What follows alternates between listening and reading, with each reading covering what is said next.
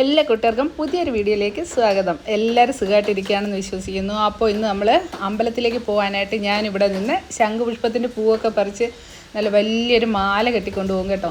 അപ്പം നരസിംഹമൂർത്തിക്ക് ഇടാൻ വേണ്ടിയിട്ടാണ്. അപ്പം നേരത്തെ തുളസിയുള്ള സമയത്തും ഞാൻ ഇതേപോലെ കേശാദിപാദം അങ്ങനെ മാല കെട്ടിക്കൊണ്ട് പോകുമായിരുന്നു. അപ്പോൾ പോയ വഴിക്ക് അവിടെ ഈ കാട്ടുതെറ്റി ഉണ്ടല്ലോ, അതിൻ്റെ പൂവും അതേപോലെ തെറ്റിപ്പഴവും ഒരു കൊല ഒന്നല്ല, ഒരു 2-3 കൊല നിറച്ചും ആ തെറ്റിപ്പഴം ഉണ്ടായിരുന്നു. അപ്പോൾ അത് ഞാനിങ്ങനെ ഒടിച്ചെടുത്തു. പക്ഷെ അത് കഴിച്ചില്ല. എന്താ വെച്ചാൽ അത് എന്തൊക്കെയോ കടിച്ചിട്ടുണ്ടായിരുന്നു കേട്ടോ. അങ്ങനെ നമ്മൾ അമ്പലത്തിലെത്തി. അപ്പോൾ അമ്പലത്തിൽ ചെന്നപ്പം വലിയ മഴയൊന്നും ഇല്ലായിരുന്നു കേട്ടോ. അങ്ങനെ അവിടെ ഞാനൊന്ന് ഇരുന്ന് 5 മണിയായതേ ഉള്ളൂ. അപ്പോൾ അമ്പലം അങ്ങോട്ട് തുറന്നതേ ഉള്ളായിരുന്നു. അമ്പലത്തിൻ്റെ ആ പുറത്തുള്ള വാതിലൊക്കെ തുറന്നതേ ഉള്ളായിരുന്നു. ഈ കാണുന്നത് അമ്പലത്തിൻ്റെ ചുറ്റുമാട്ടോ.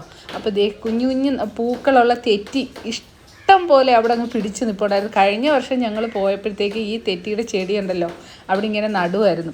അപ്പം ഈ പൂവ് എന്തൊരു ഭംഗിയാണെന്നറിയാമോ കാണാനായിട്ട്. അപ്പോൾ ഇത് നോക്കി, ഇതേപോലെ അങ്ങ് കൊല കുത്തിയാണ് പൂത്ത് നിൽക്കുന്നത്. പിന്നെ അതേപോലെ തന്നെ ചെമ്പരത്തിയുണ്ട്. അവിടുത്തെ ആവശ്യത്തേക്കുള്ള പൂക്കളെല്ലാം അവിടെ തന്നെ ഇഷ്ടം പോലെ ഉണ്ട്. അപ്പോൾ നമ്മൾ നേരെ പോയിട്ട് ഗണപതി ഭഗവാനെ എല്ലാം തൊഴുതിട്ട് ഈ കാണുന്നത് അവിടുത്തെ ഒരു ഞാവൽ മരം കേട്ടോ. അതും കഴിഞ്ഞ വർഷം പോയപ്പോൾ നല്ല പഴമായ സമയത്തായിരുന്നു പോയത് കേട്ടോ. ഇപ്രാവശ്യം ചെന്നപ്പോഴത്തേക്ക് എല്ലാം ഞാവൽ കുഞ്ഞു കായകളായിട്ട് പിടിച്ചിങ്ങനെ കിടക്കുന്നതേ ഉള്ളൂ, ഒന്നും വിളഞ്ഞിട്ടില്ലായിരുന്നു. അപ്പോൾ അത് ഇപ്രാവശ്യം ഞങ്ങൾക്ക് ഞാവൽപ്പഴം ഭഗവാന്റെ അടുത്തുനിന്ന് കഴിക്കാനുള്ള ഭാഗ്യമില്ല.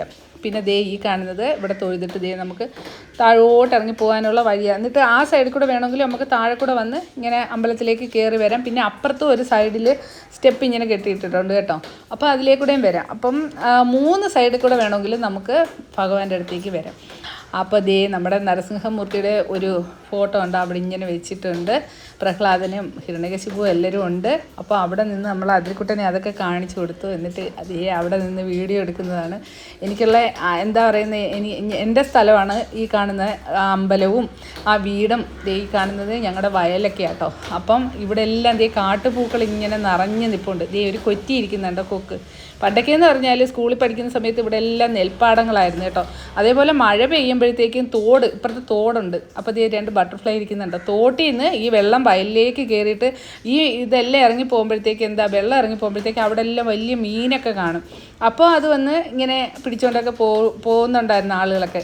അപ്പം വയലും തോടും ഒക്കെയുള്ള മനോഹരമായ ഒരു സ്ഥലത്തായിരുന്നു എൻ്റെ ഗ്രാമം കേട്ടോ.